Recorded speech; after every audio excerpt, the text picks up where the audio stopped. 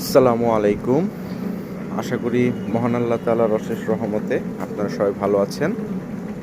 কবুতরগুলোকে খাবার দিয়ে দিলাম, সবাই খাচ্ছে। মাশাআল্লাহ, দেখতেও সুন্দর লাগতেছে।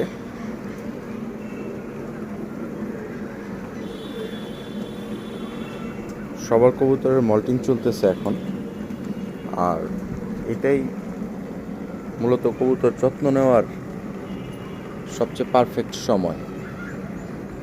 সব কবুতরের যত্ন সারা বছরই নিতে হয়, তবে এই সময়টা একটু বিশেষ যত্ন নিতে হয়।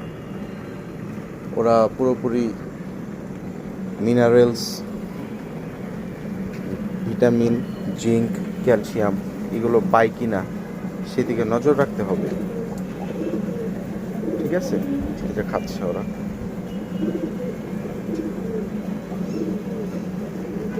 তো আপনারা চেষ্টা করবেন কবুতর যেন সুস্থ থাকে। এই সময় কবুতর অসুস্থ হয়ে গেলে কবুতরের থেকে কখনো ভালো সার্ভিস পাবেন, কখনো পাবেন না। কারণ এই সময় যদি কবুতর অসুস্থ হয় তাহলে কবুতরের পাখা কোয়ালিটি খুবই খারাপ হয়। এরকম একটা সমস্যা আমার গত বছর হয়েছিল। মল্টিং চলাকালীন সময় আমার কবুতরের একটা ভাইরাস লেগে গেছিল গত বছর, যার ফলে আমাকে বাধ্য হয়ে অ্যান্টিবায়োটিক দিতে হয়েছিল। তো ওই সময় অ্যান্টিবায়োটিক যখন আমি খাওয়াই, খুবই অল্প পরিমাণে খাওয়াইতে হয়েছে। কিন্তু ভাইরাস, আপনারা হয়তো বা অনেকে জেনে থাকবেন, একটা ভাইরাস যদি কারো বাসায় আসে, সে ভাইরাসের জন্য আপনাকে কমপক্ষে 10 থেকে 15 দিন ওয়েট করতে হয়। পুরো লফট থেকে ক্লিয়ার হওয়ার জন্য 10-15 দিন ওয়েট করতে হয়। তো আমি মোটামুটি 7 দিন 10 দিন অ্যান্টিবায়োটিক দিয়েছি গত বছর, যার ফলে কবুতরের পাখাগুলো খুব একটা ভালো উঠে নাই গত বছর। সে থেকেই আমি আপনাদেরকে ছোটদের, নতুনদের উদ্দেশ্যে বলি যে একটু যদি ঠিক মতন যত্ন করেন তাহলে আশা করি কারো কবুতরই অসুস্থ হবে না। ইনশাআল্লাহ সবার কবুতর সুস্থ থাকবে। যত্নটা প্রপারলি করতে হবে। তো একটা বিশেষ বিষয়, সেটা হচ্ছে কবুতর যে অসুস্থ হওয়ার কিন্তু কারণ আছে। মূল কারণটা হচ্ছে ঠান্ডা। ঠান্ডা থেকেই কবুতরের বিভিন্ন রকম অসুখ লেগে যায়, ভাইরাস চলে আসে।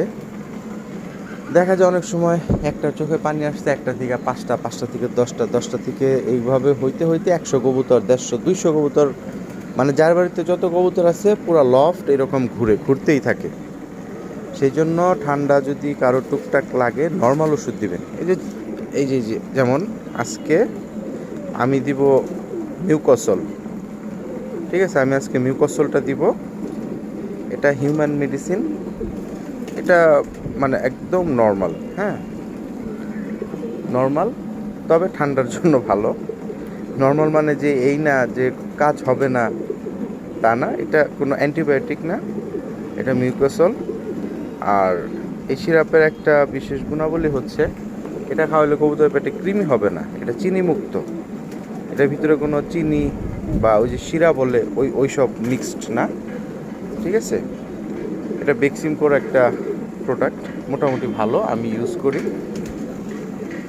কবুতরকে অ্যান্টিবায়োটিক দেওয়ার চেয়ে হিউম্যান নর্মাল মেডিসিনগুলো দিবেন, ইনশাআল্লাহ ভালো কাজ করবে, কবুতর সুস্থ থাকবে।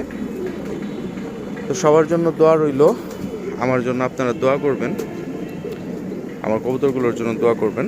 তো আজকে এই পর্যন্তই। আসসালামু আলাইকুম।